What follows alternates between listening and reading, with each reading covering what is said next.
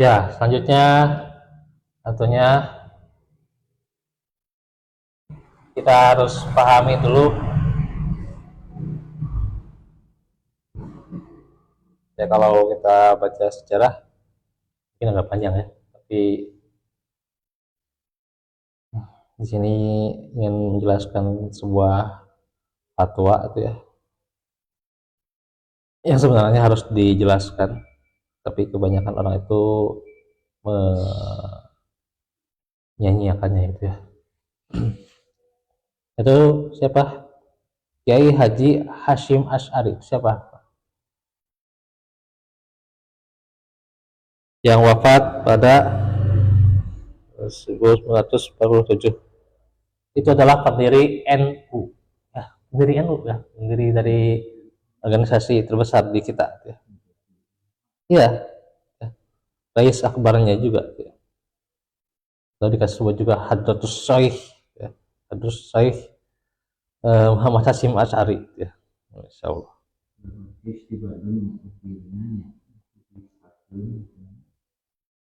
Nih pendiri NU nih ya, Hashim Asy'ari.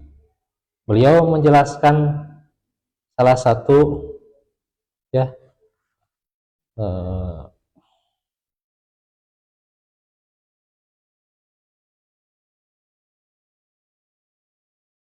nukilan ya, diantaranya juga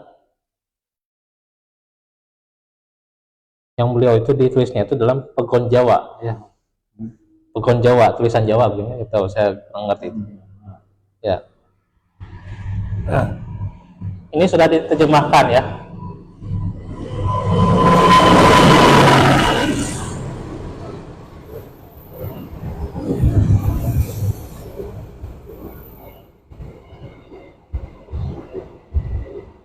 Terhadap kebiasaan banyak orang yang suka sholat 2 rakaat bahkan ditambah itu 2 rakaat tambah lagi misalnya baca apalah gitu ya, kata saya yang namanya Rabawa Kasan ya gitu ya, itu yang namanya Rabawa Kasan ya.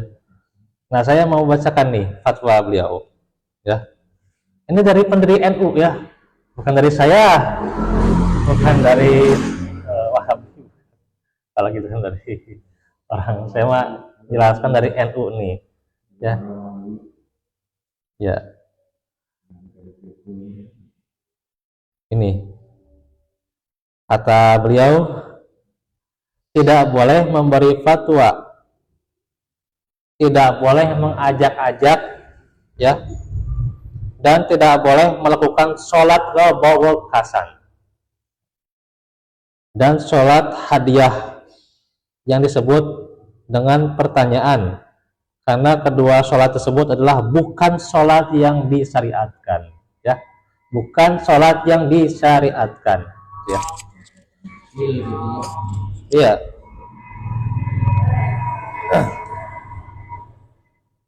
Dan dalil untuk amalan itu tidak ada di Fathul Mu'in ya, kan kadang yang biasa dibahas di kita ya, ya di masjid kita khususnya itu ya, Fathul Mu'in lah gitu, atau apa Minhajul Qawim itu kalau tahu cuma At-Taqrib ya, kita tahu ya At-Taqrib ya, Nihayah Al-Muhadzab, Ihya Ulumuddin juga nggak ada ya gitu. Semua kitab tadi tidak ada yang menuturkan yang namanya sholat Rabawa Kasan. Ya namanya juga sholat Rabawa Kasan ya, itu kan bahasa Jawa. Iya, kan bahasa Jawa ya, bukan bahasa Arab ya. Kan kalau bahasa misalnya sholat maghrib jelas kan, sholat maghrib jelas di Arab, maksudnya bahasanya bahasa Arab, sholat maghrib sholat kan bahasanya bahasa Arab kan, sholat maghrib. Ini sholat Rabawa Kasan itu bahasa apa? Bahasa Jawa itu Rabawa Kasan ya. Dari mana sebenarnya itu ya, asalnya dari mana gitu ya, Insya Allah. Kemudian saya jelaskan lagi. Dan telah diketahui bahwa andai kata amalan itu punya dasar, pasti para ulama sudah mendahului kita ya, dengan apa? Penyebutan sholat itu dengan keutamaannya. Biasanya, ya, maka hal ini mustahil itu dikatakan sunnah yang berlaku itu ya, yang tidak disyariatkan dikatakan sunnah ya. Padahal mereka juga yang membiasakan sholat seperti ini adalah orang-orang yang punya ilmu dan panutan orang-orang mukmin. Tidak boleh menfatwakan atau mengambil hukum dari kitab, diantaranya ada yang menjelaskan dari Mujarrabat atau Nuzatul Majalis ya. Tidak boleh berfatwa dari kitab-kitab yang tidak mu'tabaroh ya, atau hadis-hadis yang diantaranya menukil memang permasalahan fikih, tapi kitab-kitab ini ya tidak teruji gitu ya, ya tidak sahih ya, dan seterusnya ya. Ya hadisnya maudhu ya, maudhu. Walaupun ada hadisnya juga itu juga ya, ya diada-adakan soalnya. Terus ya, dalam Tanhikul Fatwa Al-Hamidiyah tidak boleh berfatwa dari kitab-kitab asing ya gitu.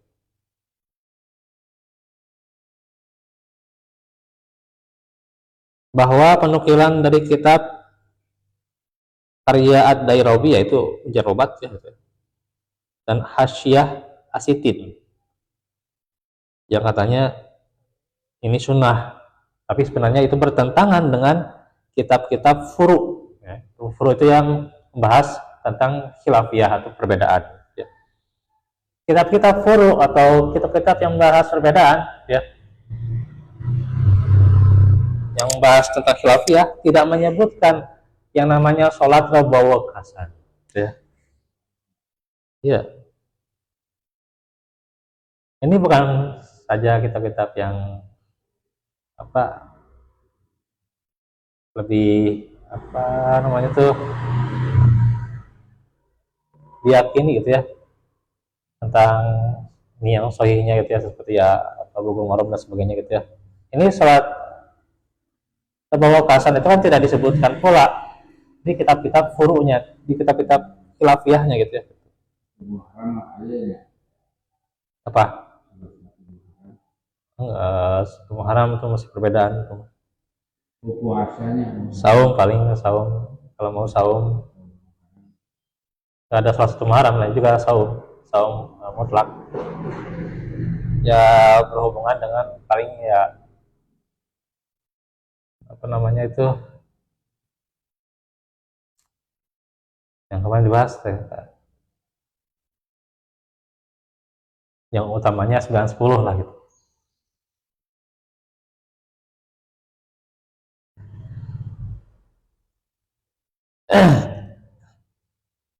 Terus dikatakan dalam Nailul Atami, sepanjang nggak?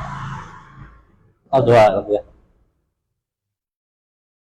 Nailul Amani, diharamkan meriwayatkan hadis palsu, yakni kepada orang yang tahu atau yang menyangka bahwa hadis itu palsu, entah itu permasalahan masalah hukum atau seperti nasihat, kisah maupun motivasi ya. Dikatakan barang siapa yang meriwayatkan dari hadis sedangkan ia tahu penjelasan palsuannya, karena perkataan perawi itu adalah dusta. Tuh, dusta. Ya. Penjelasan kepalsuannya karena perkataan perawi itu adalah dusta, maka ia termasuk orang-orang yang berdusta dan berdosa besar ya, berdosa besar. Al-Juwaini dari para ulama kami akan menyebutkan bagaimana kufran tuh orang-orang yang sengaja memalsukan hadis ya, insyaallah ya, bahkan beliau mengatakan berhak ditumpahkan darahnya. ia memalsukan hadis. Sedangkan pendapat mayoritas jumhur ulama, ya dia tidak sampai ke kufuran, ya orang yang memalsukan hadis, kecuali yang menghalalkan memalsukan hadis, ya gitu. Ya Allah. Maka riwayatnya orang yang suka memalsukan hadis itu dia ditolak. Dan tidak bisa seseorang berdalil dengan hadis sahih. Nah, apa hadis sahih yang kadang disebutkan katanya bisa, oh ya dia berdalil dengan hadis ini gitu ya gitu. Terus ini dari perkataan Imam An-Nawawi Bantani, Imam Nawawi Arab ya, yang belum menikah, yang apa rahimahullah gitu ya.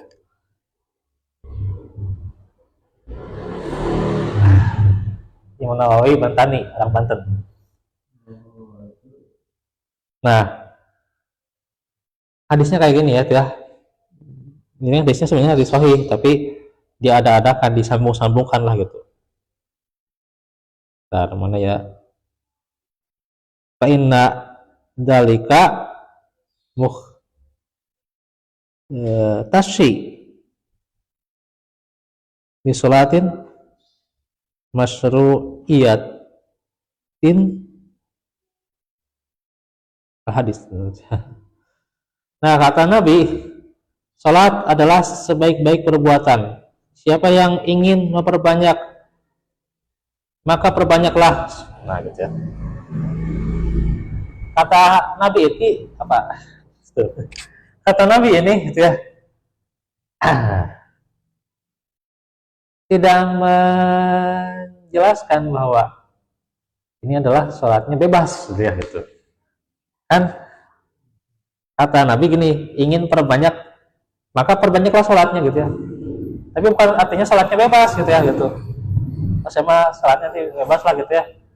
Ya udah saya nanti sesudah asar mau bikin sholat aja gitu, sholat apa gitu sudah asar gitu. Iya, misalnya mau pada asar terus 2 rakaat lagi bikin ada apa lagi gitu ya, sholatnya sholat qadha lah gitu dan sebagainya gitu ya, kan nggak ada sebenarnya gitu ya gitu. Kalaupun misalnya Nabi menyuruh perbanyaklah sholat terus sholatnya bebas, enggak ya, justru Nabi maksudnya perbanyaklah sholat, maksudnya perbanyaklah sholat yang sunnah yang disyariatkan. Dan siapa yang melakukan sedikit maka lakukanlah, karena ini berlaku untuk sholat yang disyariatkan sebenarnya, yang dikatakan oleh Nabi. Nah itu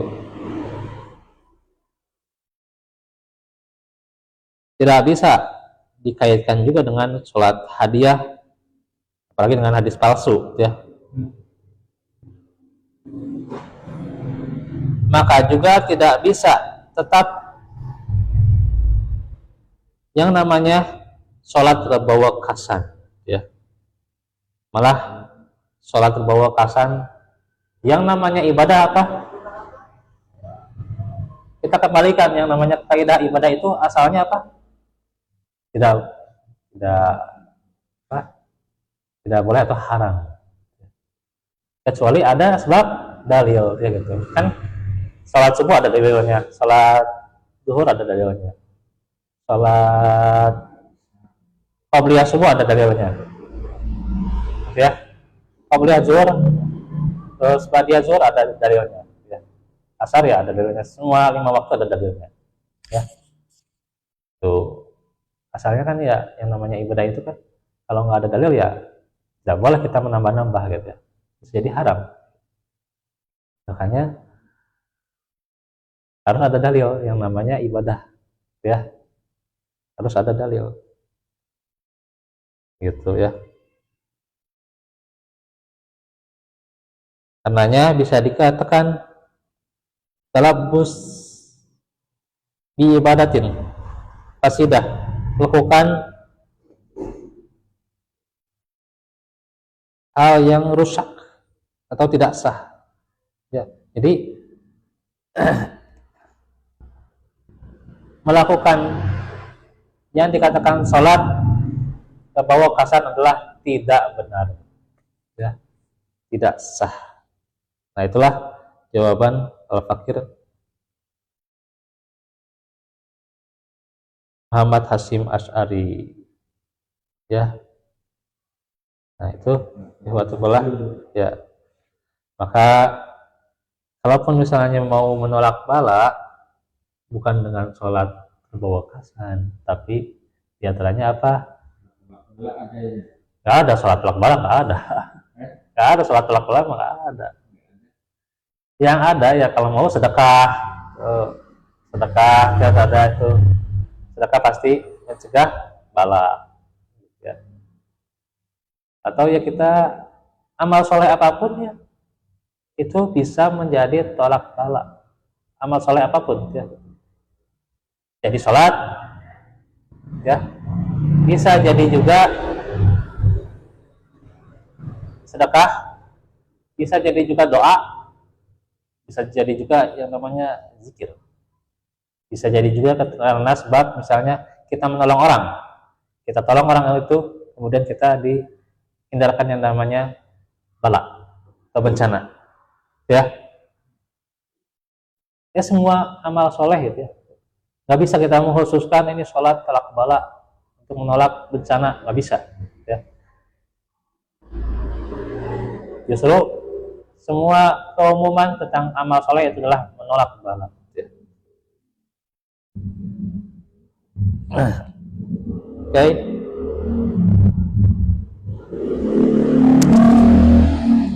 Maka di akhir materi kita pada hari ini ya sudah mau jam 5 ya.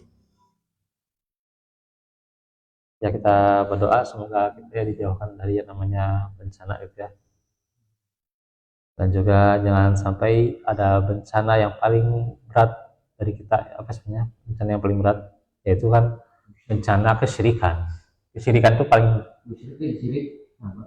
iya, paling besar ya bencana itu. Kesyirikan itu bencana dari semua bencana gitu ya, yang namanya kesyirikan ya. Menganggap sial, ya, menganggap ini dan itu gitu ya, bakal begini dan begitu gitu ya, karena waktu, karena seseorang dan sebagainya, itu adalah sebenarnya bencana juga gitu. Ya bencana tidak mau menuntut ilmu juga ya gitu, juga bencana gitu ya. Semoga Allah jauhkan dari bencana yang paling besarnya juga gitu ya, bencana hati gitu ya, jatuhnya juga.